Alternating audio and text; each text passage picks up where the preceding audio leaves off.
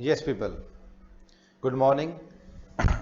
Good morning, good evening, good afternoon. कैसे हो सभी? मुझे उम्मीद है कि आप बहुत अच्छे होंगे और अब मैं आपको बता दूं मैं भी यहाँ पे बहुत अच्छा हूँ। आज हम सीए फाउंडेशन की इन्वेंट्री वैल्यूएशन की सेकंड क्लास के लिए इकट्ठा हुए हैं। तो फर्स्ट क्लास में मैंने आपको इन्वेंट्री की इंट्रोडक्शन दी थी, बट मैं आपको नोट्स नहीं दिखा पाया था। आज सी इंस्टीट्यूट की बुक के अकॉर्डिंग बात करेंगे। सबसे पहले बात करता है टाइप ऑफ इन्वेंट्री। ऐसा ही मैंने आपको बताया था कि दो तरह के बिजनेस होते हैं। पहला कौन सा बिजनेस होता है? मैन्युफैक्चरिंग का। और दूसरा कौन सा बिजनेस है जी? ट्रेडिंग का। ट्रेडिंग वाले बिजनेस के पास एक ही चीज मिलेगी जिसको गुड्स बोलता है, और सिंपल सी बात करता है ट्रेडेड गुड्स। लेकिन जो मेरा मैन्युफैक्चरर होगा उसके पास रॉ मटेरियल भी मिलेगा, वर्क इन प्रोग्रेस भी मिलेगा, फिनिश गुड्स भी मिलेगी, स्टोर एंड स्पेयर्स भी मिलेंगे, और पैकिंग का मटेरियल भी उसके पास मिलेगा। Raw material WIP finish goods में डिफरेंस मैंने आपको बता दिया था। अगर 0% काम हुआ है तो रॉ मटेरियल है, और अगर 100% काम हो चुका तो फिनिश गुड्स है, और 1 से लेके 99 के बीच में कहीं काम घूम रहा है तो उसको क्या बोला जाएगा? Work in progress. फिर बात करता है formula for determining cost of inventory. Cost of inventory को डिटरमाइन करने के लिए फॉर्मूले की बात करता है। तो सबसे पहले बात करता है हिस्टोरिकल कॉस्ट मेथड, और दूसरा क्या बात करता है? Non historical cost method. Historical cost method में फिर से दो बातें करता है, ध्यान से देखें। इसी के ऊपर कल हमने स्ट्रेस दिया था। फर्स्ट पॉइंट क्या कहता है? इन्वेंट्री। इन्वेंट्री के बाद देखें क्या लिखा हुआ है? नोट। Note ordinary interchangeable. ऐसी इन्वेंट्री जो इंटरचेंजेबल नहीं है। कल जब हमने पढ़ना स्टार्ट किया था तो मैंने कहा था कि हम A B C D E 5 unit लेकर आए हैं। सबकी क्वालिटी क्या थी? सेम। सबकी क्वांटिटी क्या थी? सेम। सब क्या थे? नॉन पेरिशेबल, प्लस क्या थे? इंटरचेंजेबल। मैं किसी को भी पहले किसी को भी बाद में यूज करूं कोई फर्क नहीं पड़ता। जो मेरी फिनिश गुड्स बनेंगी उसकी क्वालिटी में, प्लस जो चीज मैं जल्दी खरीद लाया और मैंने उससे प्रोडक्शन नहीं करा तो वो खराब नहीं हो रही थी। लेकिन यहां पर क्या कह रहा है? नॉट ऑर्डिनरी इंटरचेंजेबल, कि आप ए की जगह बी, बी की जगह सी, सी की जगह डी, ई की जगह एफ और इस तरह यूज नहीं कर सकते। नहीं कर सकते तो भैया जो चीज जब आई है उसके हिसाब से उससे प्रोडक्शन करना पड़ेगा। जो चीज जहां चाहिए वहीं लगेगी। इसके लिए बात करता है स्पेसिफिक आइडेंटिफिकेशन मेथड। मैं इसका एग्जांपल देता हूं। फॉर एग्जाम्पल, मैं केमिकल इंडस्ट्री में काम करता हूं। हम ए और बी केमिकल को 3:2 की रेशियो में मिलाते हैं, फिर उसको 100 डिग्री के टेम्परेचर पर गर्म करते हैं, फिर उसमें आधा सी नाम का केमिकल मिलाते हैं, फिर उसको माइनस के 15 डिग्री पर ठंडा करते हैं, फिर उसके अंदर डी नाम का जो है ना केमिकल मिलाते हैं 15%, और फिर जाके मेरी एक मेडिसिन तैयार होती है। क्या हम ए बी सी डी ये जो 4 केमिकल मैंने यूज किए हैं इनको आपस में रिप्लेस कर सकते हैं क्या? नहीं। किसी को कम किसी को ज्यादा कर सकते हैं क्या? नहीं। तो वहां पर ये बात ही नहीं कर रहा, ये बात वहां कर रहा है जहां पर ए बी सी डी ई जो मेरे रॉ मेटेरियल की आइटम्स थी वो नॉन पेरिशेबल थी और इंटरचेंजेबल थी, और उसके अलावा सबकी क्वालिटी सबकी क्वांटिटी क्या थी? सेम। फिर बात करते हैं वहां पे तो स्पेसिफिक आइडेंटिफिकेशन मेथड लगेगा। और दूसरा बात करता है इन्वेंट्री ऑर्डिनरी इंटरचेंजेबल। आपस में एक दूसरे की जगह इन्वेंट्री को यूज कर सकते हैं। तो इसके लिए बात करते हैं हिस्टोरिकल कॉस्ट मेथड। इसके लिए सबसे पहले बोला उसने फीफो, फिर बोला उसने LIFO, last in first out, और फिर उसने क्या बोला? Weighted average. वेटेड एवरेज समझाने से पहले फीफो और लीफो को आज और एक्सप्लेन करेंगे। फिर बात करता है non historical method. Non historical method में आएगा एडजस्टेड सेल प्राइस। इन सब को आज देखते हैं क्या क्या चीजें हमारी कवर हो पाएंगी। आज मैं आपको सबसे पहले फीफो फीफो और इस लीफो को और थोड़ा सा क्या करता हूं डिटेल में एक्सप्लेन। हमने लास्ट वीडियो में यही पढ़ा था। क्या जो पढ़ा था वो सारी चीजें बताता हूं, और एक डाउट बच्चों के माइंड में आ रहा होगा, एक दो बच्चों का व्हाट्सएप भी आया था, वो डाउट भी आपका क्लियर करता हूं। सबसे पहली बात, हम पढ़ क्या रहे हैं? Sir inventory. इन्वेंट्री को इशू करने के मेथड्स पढ़ रहे हैं। और इन्वेंट्री को इशू कौन कर पाएगा? सिर्फ वही जो मैन्युफैक्चरर है। जो ट्रेडर है उसके पास तो ट्रेडेड गुड्स ही मिलेंगी। अब मैं आपसे कुछ पूछता हूं। एक है परचेज डिपार्टमेंट। हाँ सर हमने सुना हुआ है परचेज डिपार्टमेंट।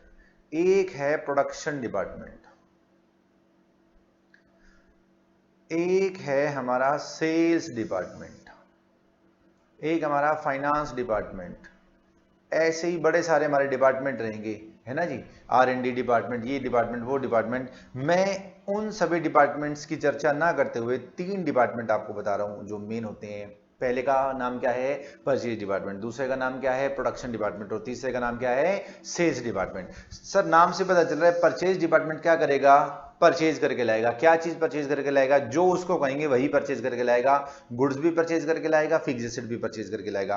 प्रोडक्शन डिपार्टमेंट क्या करेगा? जो purchase department raw material purchase करके लाया उससे क्या कर देगा? प्रोडक्शन। और सेल्स डिपार्टमेंट क्या करेगा? जो प्रोडक्शन डिपार्टमेंट ने गुड्स प्रोड्यूस कर दी उसको सेल कर देगा। फाइनेंस डिपार्टमेंट पैसे का हिसाब किताब रखेगा। Research and development department research वगैरह की बात करेगा। ऐसे ही मार्केटिंग डिपार्टमेंट रहेगा, ऐसी अकाउंट्स डिपार्टमेंट रहेगा, ऐसी एडमिनिस्ट्रेशन डिपार्टमेंट रहेगा। हम उनकी चर्चा नहीं कर रहे हैं, फिलहाल इन तीन की चर्चा करें, परचेज, प्रोडक्शन और सेल। सबसे पहले हम क्या करेंगे? रॉ मटेरियल परचेज करके लाएंगे। ये काम किसका? परचेज डिपार्टमेंट का। परचेज करने के बाद हम उससे क्या करेंगे? प्रोडक्शन।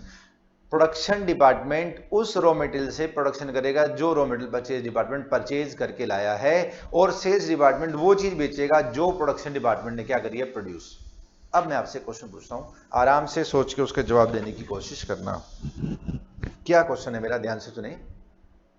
मुझे बताएं, परचेज, प्रोडक्शन और सेल डिपार्टमेंट में से, परचेज, प्रोडक्शन और सेल डिपार्टमेंट में से पहले काम कौन करेगा?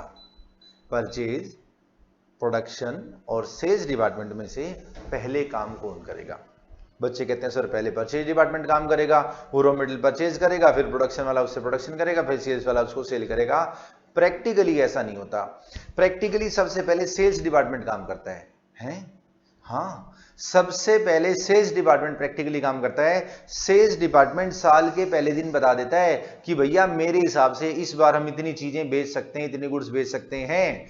फिर ये बात सेल्स डिपार्टमेंट किसको बताता है? प्रोडक्शन डिपार्टमेंट को। फिर प्रोडक्शन डिपार्टमेंट उन चीजों को प्रोड्यूस करने के लिए अपना इंतजाम रखता है, एसेट्स का, मशीनरी का, प्लांट का, लेबर का। और प्रोडक्शन डिपार्टमेंट फिर परचेज डिपार्टमेंट को कहता है भैया साल के अंदर मुझे इतना प्रोडक्शन करना है, उसके लिए इतनी यूनिट, इतने किलो, इतने टन मुझे रॉ मटेरियल चाहिए, प्लीज वो टाइम से परचेज करके रखना। फिर परचेज वाला फाइनेंस के पास जाता है, भाई साहब मेरे को तो इतना माल खरीदना है, पैसे का जुगाड़ रखना। इस तरह ये सारे डिपार्टमेंट आपस में क्या रहते हैं? इंटरलिंक। फिर परचेज वाला परचेज करके लाता है, फिर प्रोडक्शन होता है, फिर सेल्स होता है।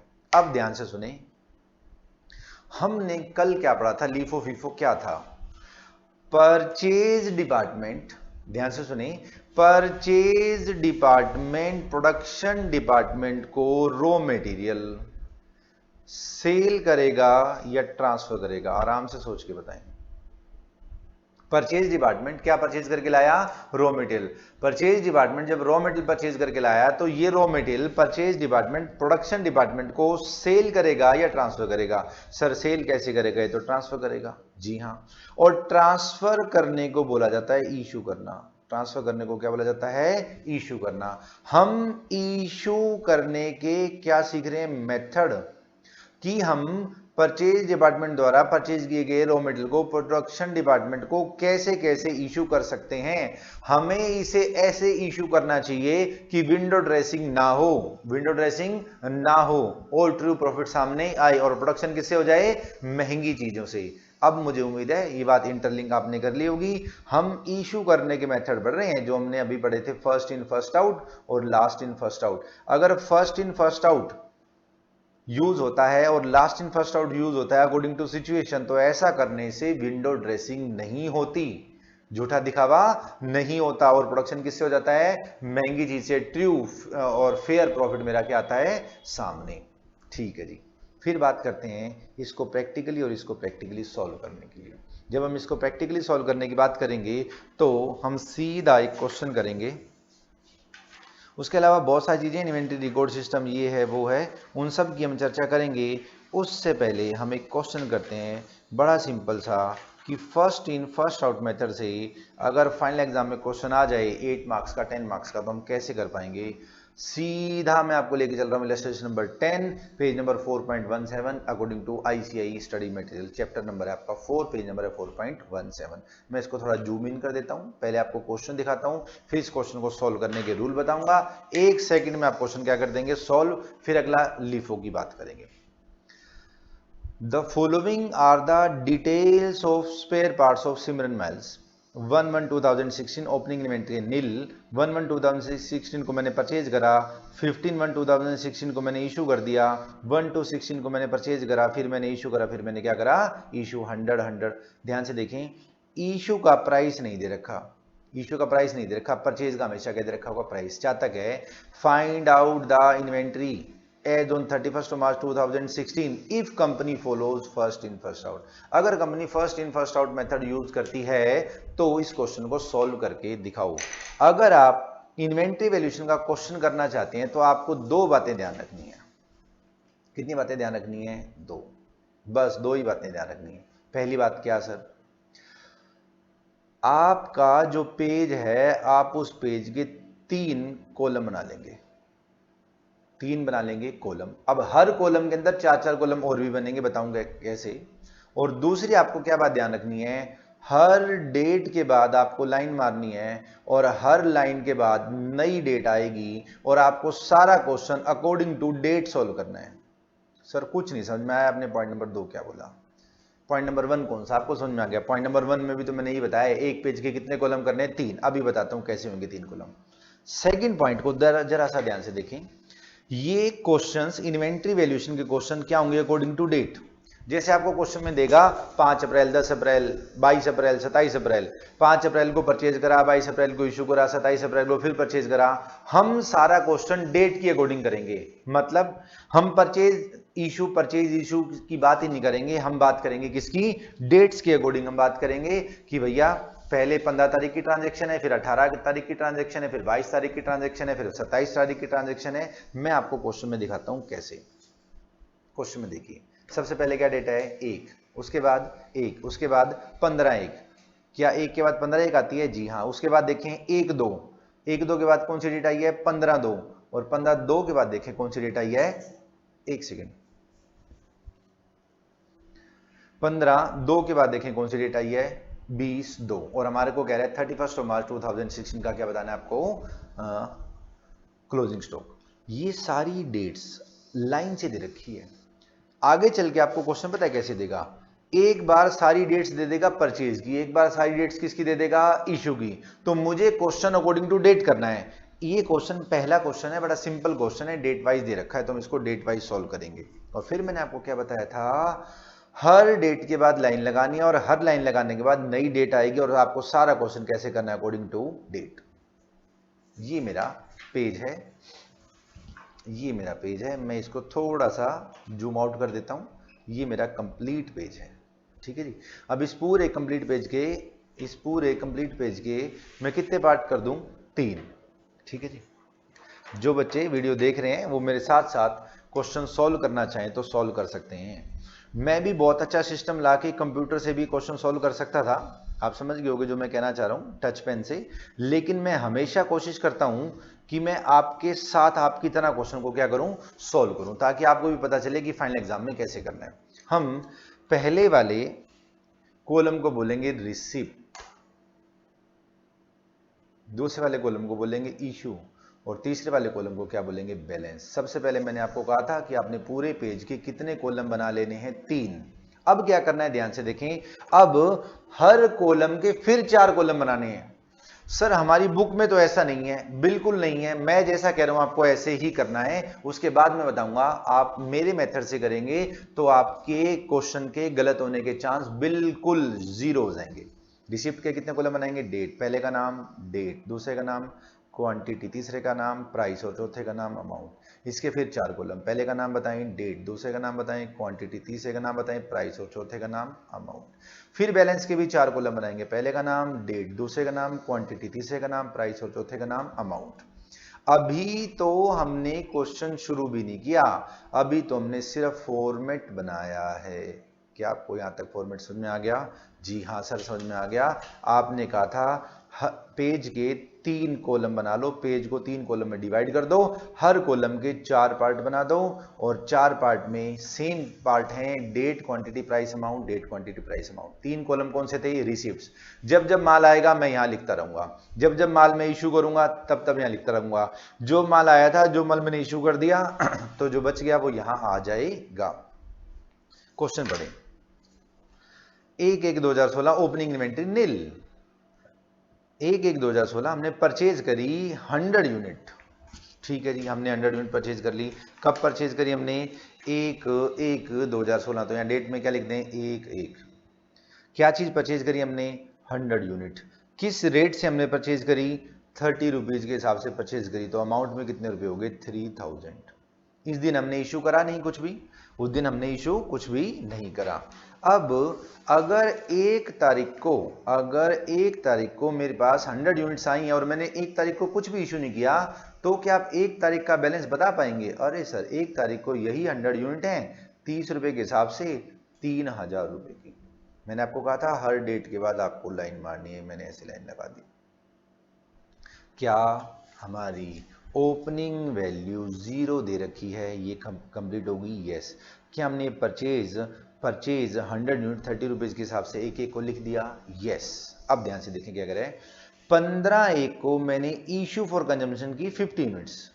अब इशू वाला कॉलम तो ये रहा, डेट क्या है जी? 15। ठीक है जी, हमने कितने यूनिट इशू करी हैं? 50। इसका प्राइस बताएगा नहीं, प्राइस हमें बताना है। 15th जैन को जब मैं गुड्स इशू करने लगूंगा तो मेरे पास ऑप्शन में कितनी यूनिट पड़ी हैं? 100। उनका रेट क्या था? 30। तो ये 50 यूनिट 30 रुपीज वाली ही मैंने इशू की होंगी और अमाउंट कितना हो गया? 1500 रुपये। अब ध्यान से देखें, 15/1 को आप जब स्टॉक लिखने लगेंगे तो 100 यूनिट में से 50 आपने इशू कर दी, तो आपके पास कितनी बची जी? 50। उसका प्राइस क्या था? 30 और उसका अमाउंट क्या हो गया? 1500। मुझे उम्मीद है ये बात आपको समझ में आ गई होगी। सर इसमें समझना क्या था? 100 यूनिट परचेज करी, रिसिप्ट में लिख दी, वही मेरे पास बैलेंस बच गया। इस 100 में से 50 मैंने इशू कर दी, 50 बच गई। ये 30 में इशू करी, 30 वाली बच गई। ये तो थी बच्चों वाली बात। अब नेक्स्ट बात देखें, 1 फरवरी। 1 फरवरी को क्या हुआ? सर 1 फरवरी को हमने परचेज करी 200 यूनिट। 1 फरवरी को हमने परचेज करी 200 यूनिट, 200 यूनिट्स, और उसका प्राइस क्या था जी? 40। अगर मैंने 200 यूनिट्स 1 फरवरी को परचेज करी है और उसका प्राइस 40 है, तो जी उसका अमाउंट हो जाएगा 8000 रुपीज। उसका प्राइस कितना, अमाउंट कितना हो जाएगा? 8000 रुपीज। उसके बाद देखें क्या कहता है। इश्यू हमने कुछ करा नहीं, 1 फरवरी को स्टॉक, यहां पर सब कुछ समझने का स्टार्ट हो गया।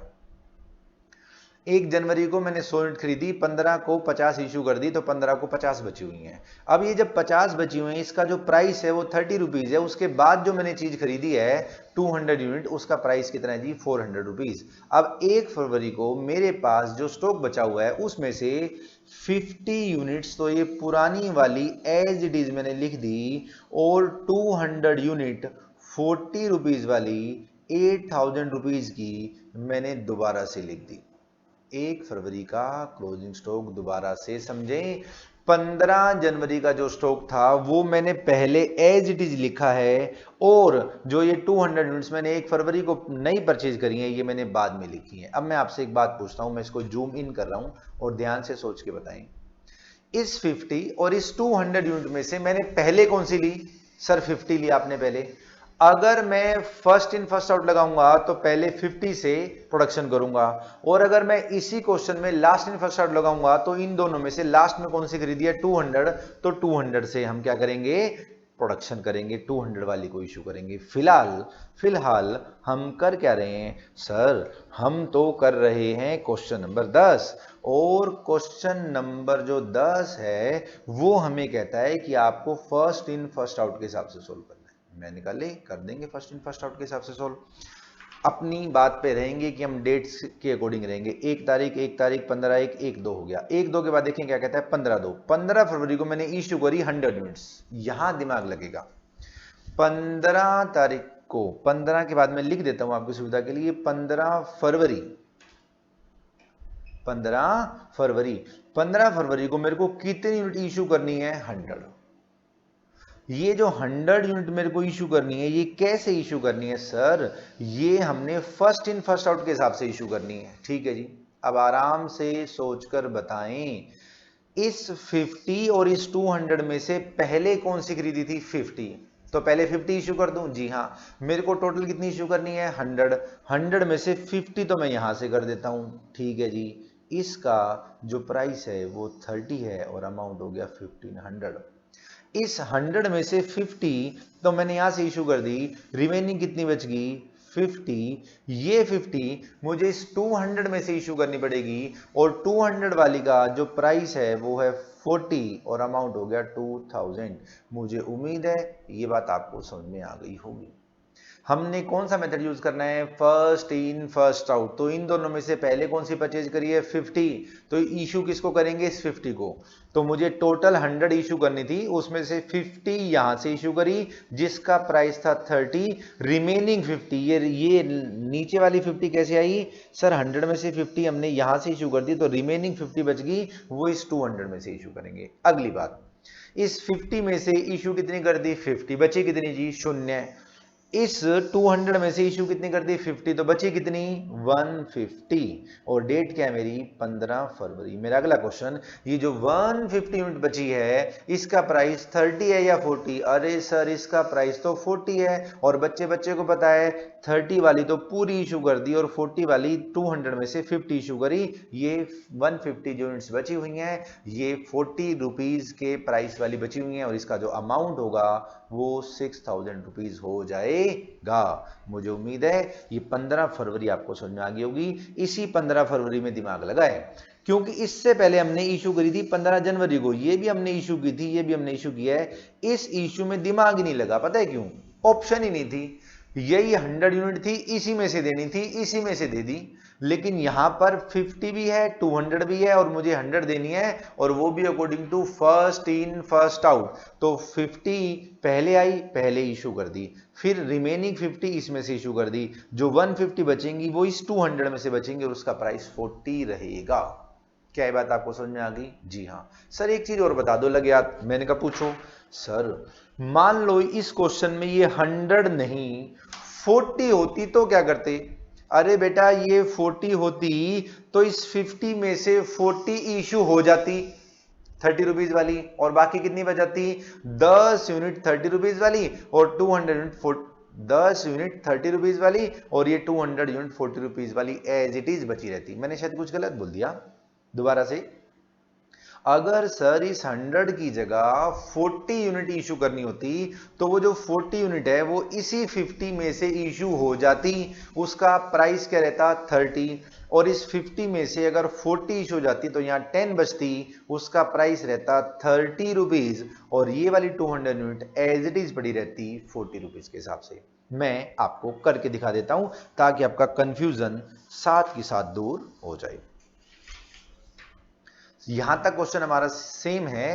फॉर एग्जाम्पल हमें कहता 15 फरवरी को कि भाई साहब आपको सिर्फ 40 यूनिट्स इशू करनी है, तो ये 40 की 40 यूनिट इस 50 में से आ जाती। जी हाँ सर आ जाती, और उसका प्राइस हो जाता 30, अमाउंट हो जाता 1200, और 50 में से अगर 40 इशू हो जाती तो बच कितनी जाती 10, उसका प्राइस क्या रहता 30, अमाउंट कितना हो जाता 300, और इस 200 यूनिट्स को तो मैंने हाथ ही लगाया 40 रुपए वाली को, ये एज इट इज पड़ी रहती 8000 की। ये जब था जब इस 100 की जगह 40 होता तो कैसे क्वेश्चन सॉल्व करते, वो मैंने आपको बताया। मुझे उम्मीद है ये बात आपको समझ में आ गई होगी। 15th ऑफ फेब के बाद क्या है, 20th फेब, ये रही 20 फरवरी। 20 फरवरी को क्या कहता है सर, 20 फरवरी को कहता है कि 100 यूनिट इशू कर दो। अरे 100 यूनिट इशू कर दें, दिमाग नहीं लगना, ऑप्शन ही नहीं है, यही 150 है, इसी में से 100 मुझे क्या करनी पड़ेगी, इशू। इसका प्राइस करेगा 40, अमाउंट करेगा 4000। इस 150 में से अगर 100 इशू होगी तो बची कितनी जी 50, और उसका प्राइस करेगा 40 और अमाउंट करेगा 2000 रुपीज। अगर आपको ये सारी बातें समझ में आ गई हों तो मैं आपको एक और मस्त चीज कराता हूं। मैं इसको जूम आउट कर रहा हूं, ये कुछ ज्यादा छोटा हो गया। ये पूरा क्वेश्चन आपको दिख रहा है, question number 10 first in first out method के अकॉर्डिंग, पेज नंबर है आपका 4.17। ठीक है जी। अब एक चीज और सीखने की कोशिश करते हैं, एक चीज और सीखने की कोशिश करते हैं। मैंने आज तक कितने रुपए का अमाउंट, कितने अमाउंट का सामान रिसीव किया है, 3 और 8, टोटल कितने हो गए 11000। मैंने आज तक 11000 रुपीज का माल रिसीव किया है, ठीक है सर। उसमें से इशू देखते हैं कितना करा, 1500 ये करा, 1500 ये करा, कितने हो गए जी 3000, 2000 ये कितने हो गए जी 5000, 4000 ये टोटल कितने हो गए जी 9000। अगर मैंने 11000 का माल आज तक परचेज करा है, उसमें से इशू अगर मैंने 9000 कर दिया तो स्टॉक तो 2000 का ही बचा पड़ा होगा। हाँ सर, सही बात कह रहे हो। मैं आज तक 11,000 रुपए का माल लाया, उसमें से प्रोडक्शन वाले को मैंने 9,000 का दे दिया, तो मेरे पास स्टॉक में 2,000 रुपए का माल बचा पड़ा होगा। ये question number 10 according to first in first out method. मुझे उम्मीद है आपको समझ में आ गया होगा। अब कोशिश करते हैं एक क्वेश्चन करने की जो हमारा क्वेश्चन हो लास्ट इन फर्स्ट आउट के अकॉर्डिंग। किसके अकॉर्डिंग हो? लास्ट इन फर्स्ट आउट, जो हमने कल करा था। आप उठा सकते हैं पेज नंबर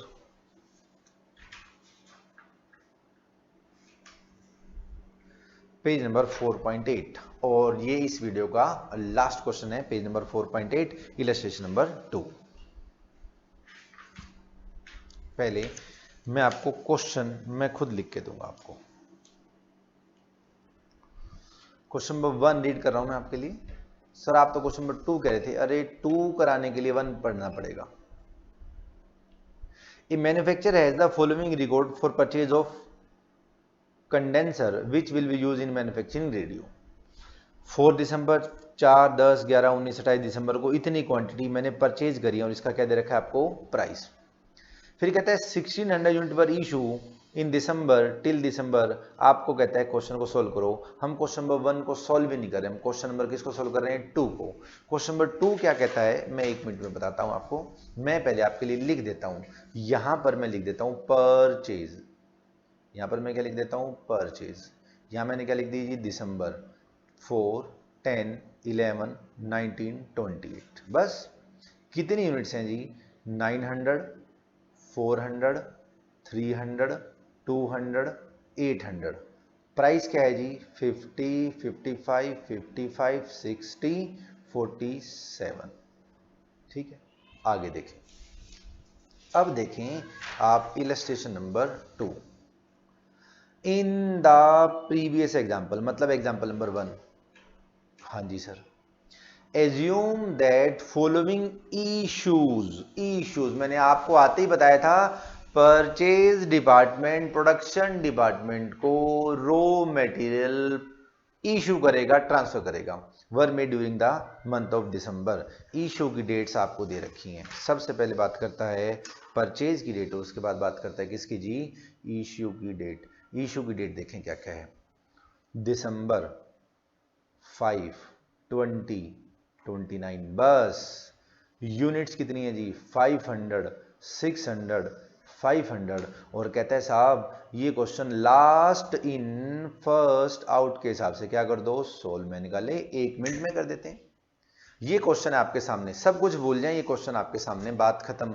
ये क्वेश्चन हमारे को सॉल्व करना है। ये क्वेश्चन नंबर 2 है। फिर से देखें, आपको दिसंबर 4, 10, 11, 19 और 28 की क्या दे रखी है? परचेज दे रखी है यूनिट्स, और ये इसका क्या दे रखा है? प्राइस। फिर इशू की डेट्स दे रखी है 5, 20, 29। बस इशू की 3 ही डेट है, 500, 600, 500 यूनिट। कहते हैं लास्ट इन फर्स्ट आउट से क्या करो? सोल्व। मैंने आपको क्या बताया था? ये क्वेश्चन कैसे चलेगा? डेट्स के अकॉर्डिंग। सबसे पहले कौन सी डेट है? 4, 4 के बाद 5, 5 के बाद 10, 10 के बाद 11, 11 के बाद 19, 19 के बाद 20, 20 के बाद 28, 28 के बाद 29। अच्छा, ये कह रहे थे आप कि ये सारा क्वेश्चन डेट के अकॉर्डिंग रहेगा। जब हम क्वेश्चन नंबर 10 कर रहे थे, मैं 1 मिनट में आपको बता देता हूं। जब हम इलस्ट्रेशन नंबर 10 कर रहे थे तो उस भाई ने सब कुछ डेट्स के हिसाब से दिया था। ये खरीदी, ये इशू कर दी, खरीदी, ये इशू कर दी। लेकिन जब हम क्वेश्चन नंबर 2 कर रहे हैं तो उसने परचेज की डेट ये दे दी। कह रहा है भाई ये परचेज की डेट है और ये इशू की डेट है, अब खुद सोल्व करो। तो अब ये क्वेश्चन मुझे डेट्स के हिसाब से सोल्व करना पड़ेगा। मतलब पहले 4, फिर 5, फिर 10, फिर 11, फिर 19, फिर 20, फिर 28, फिर 29। मुझे उम्मीद है ये बात आपको समझ में आ गई होगी। तो हम अपने मेथड पे रहेंगे। बताओ हमने क्या मेथड लगाया था? सर सबसे पहले तो हम क्या करेंगे? अपने पेज के कितने पार्ट कर लेंगे? 3 कर लें जी। 3 पार्ट? जी हाँ सर। हम भले ही बाहर दूर बैठे वीडियो देख रहे हैं, लेकिन हम भी साथ साथ सॉल्व कर रहे हैं। हमने भी इसके अपने जो है ना पेज के कितने पार्ट कर लिए? 3। लो जी, हमने भी कर लिए, आपने भी कर लिया। अब पहले पार्ट पे क्या लिखेंगे? रिसिप्ट्स।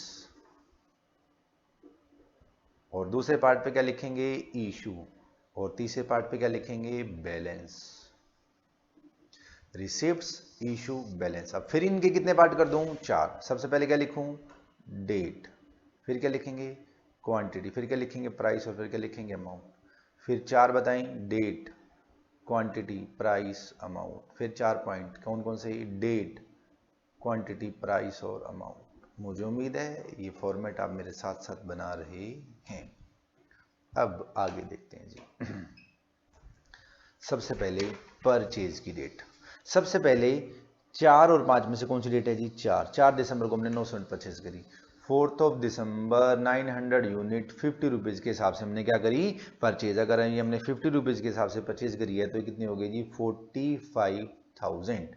इशू हमने कुछ करा नहीं, डेट हमारी 4 है, 900 यूनिट हमने परचेज करी है 50 रुपीज़ के हिसाब से, 45,000। ये हमारा क्या हो गया? बैलेंस। और मैंने आपको बताया था आप हर डेट के बाद क्या लगाएंगे? लाइन। क्या ये 4 तारीख हो गई? जी हाँ।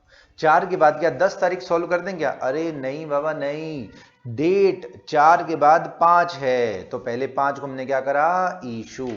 5 को हमने क्या करा? इशू। ध्यान से सुने, ये क्वेश्चन कैसे सोल्व करना है? Last in first out. Sir 5 को जब मैं 500 यूनिट इशू करने जाऊंगा उस दिन तो मेरा दिमाग लगना ही नहीं है। क्यों नहीं लगना? क्योंकि मेरे पास ऑप्शन ही नहीं है। यही 900 यूनिट है, इसी में से 500 इशू कर दूंगा और इसका प्राइस रहेगा 50 और अमाउंट हो जाएगा 25,000। और अगर मैं 5 तारीख को स्टॉक की बात करूं, 900 में से 500 यूनिट आपने इशू कर दी तो 400 यूनिट बच गई, 50 रुपीज़ के हिसाब से बच गई, 20,000 रुपीज़ की बच गई। मुझे उम्मीद है ये 5 तारीख का क्वेश्चन पॉइंट आपको समझ में आ गया होगा। 5 के बाद क्या आई जी? 10। 10 को क्या करा? परचेज। 10 के बाद क्या आई? 11। 11 को भी क्या करा? परचेज। 11 के बाद क्या आई? 19। 19 को भी क्या करा? परचेज। उसके बाद जाके 20 तारीख आएगी तो पहले 10 को भी परचेज, 11 को भी परचेज, 19 को भी परचेज। तो अब हम क्या करते हैं? 10 तारीख की परचेज लिखना स्टार्ट कर देते हैं। रिसिप्ट में हमने लिख दिया 10 तारीख। 10 तारीख को हमने करा क्या है? सर हमने 400 यूनिट 55 के हिसाब से परचेज करी है। 400 यूनिट अगर आपने 55 के हिसाब से परचेज करी है तो ये 22,000 रुपीज़ की हो जाएगी। और 10 तारीख का जब मैं स्टॉक लिखने लगूंगा, ध्यान से ये वाली 400 यूनिट पहले लिखूंगा 50 रुपीज़ के हिसाब से 20,000 रुपीज़ की, और ये वाली 400 यूनिट मैंने और परचेज कर ली 55 रुपीज़ के हिसाब से 22,000 रुपीज़ की। क्या ये 10 तारीख को स्टॉक समझ में आ गया? जी हाँ। क्या हमारी 10 कंप्लीट होगी? जी हाँ। 10 के बाद क्या 11 भी आ जाए परचेज में? यस। 11 तारीख ये रही, 11 को फिर हमने परचेज करी 300 यूनिट और इसका प्राइस भी क्या था जी? 55। ये कितने रुपए हो जाएंगे? 16,500। 11 तारीख का स्टॉक आराम से देखें कैसे लिखना है। हमने इनको तो हाथ ही नहीं लगाई, ये एज इट इज लिख दो। 400 यूनिट 50 रुपीज़ के हिसाब से 20,000 रुपीज़, 400 यूनिट 55 रुपीज़ के हिसाब से 22,000 रुपीज़, और 300 यूनिट 55 रुपीज़ के हिसाब से 16,500।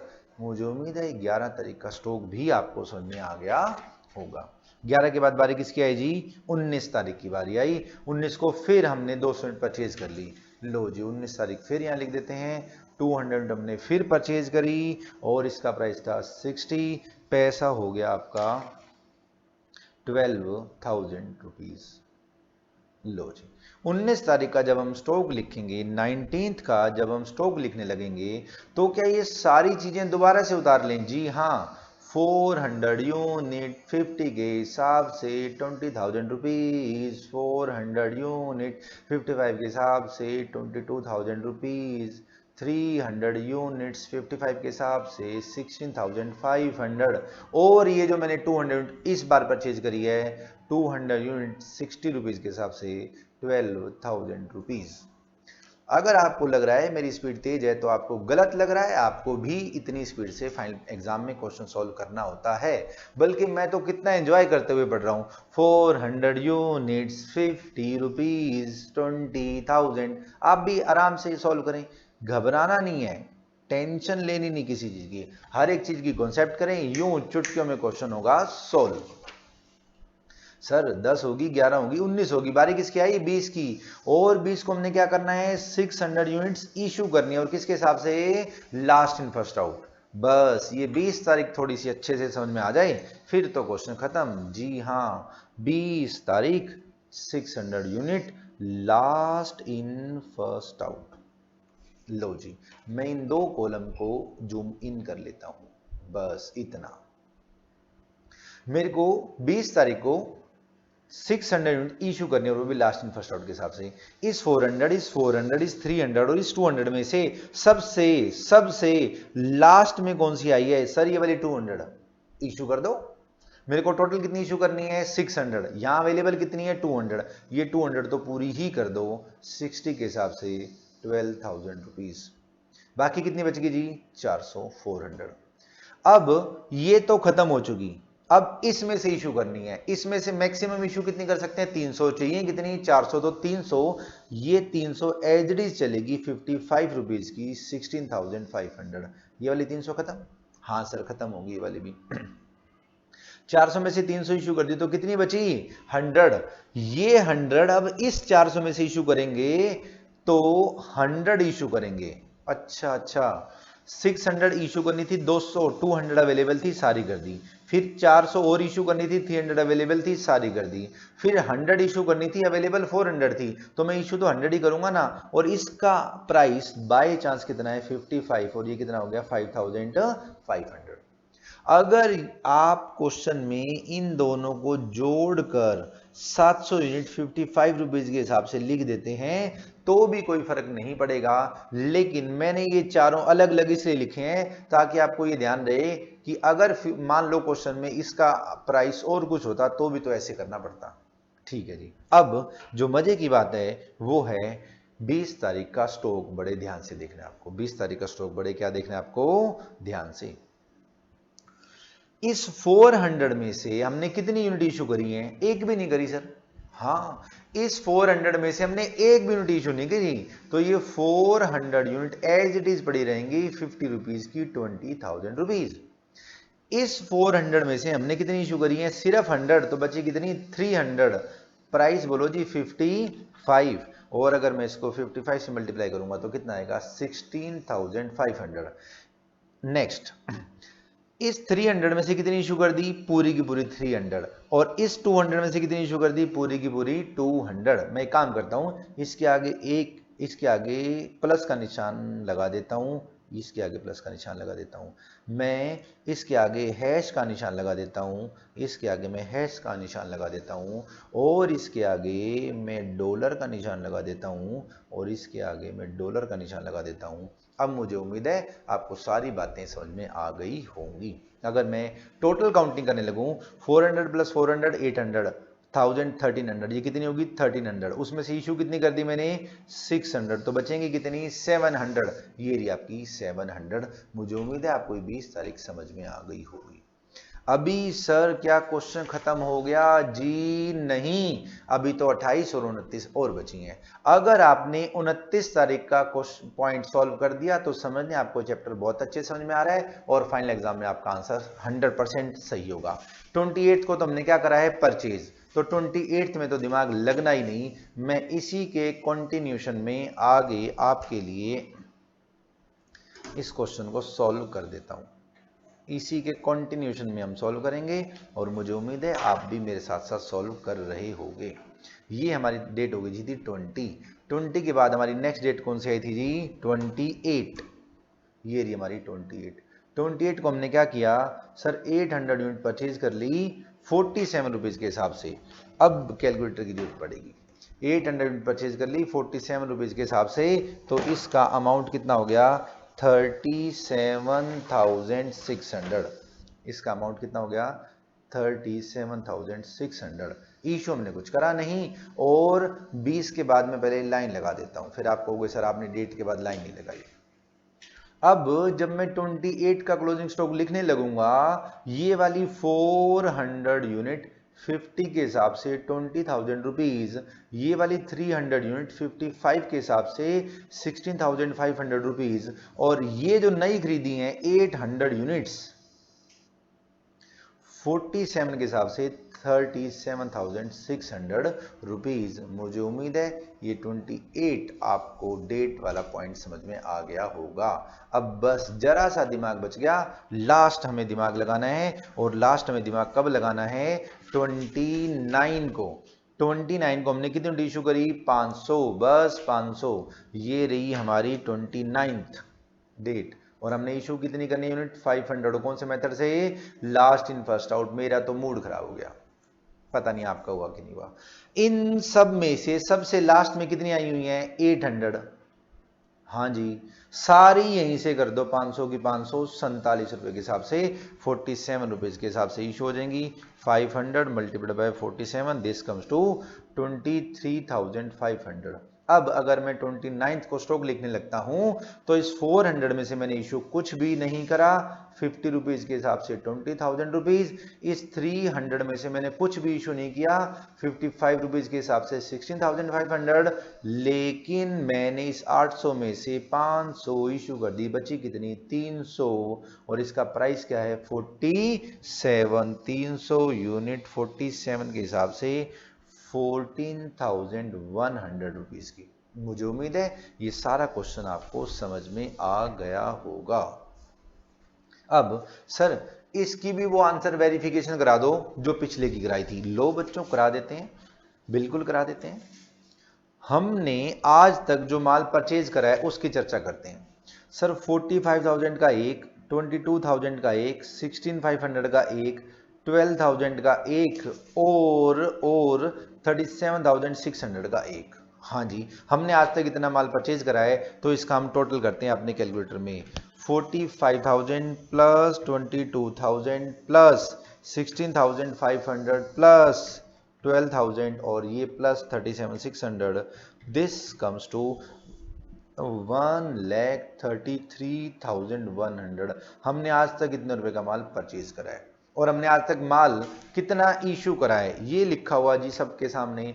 25,000 एक, 12,000, 16,500, 5,500 और 23,500। अब हम इन सब का टोटल करना स्टार्ट करते हैं। सबसे पहले क्या था जी? 25,000 प्लस ये जी plus 12,000 plus 16,500 plus 5,500 plus 23,500, this comes to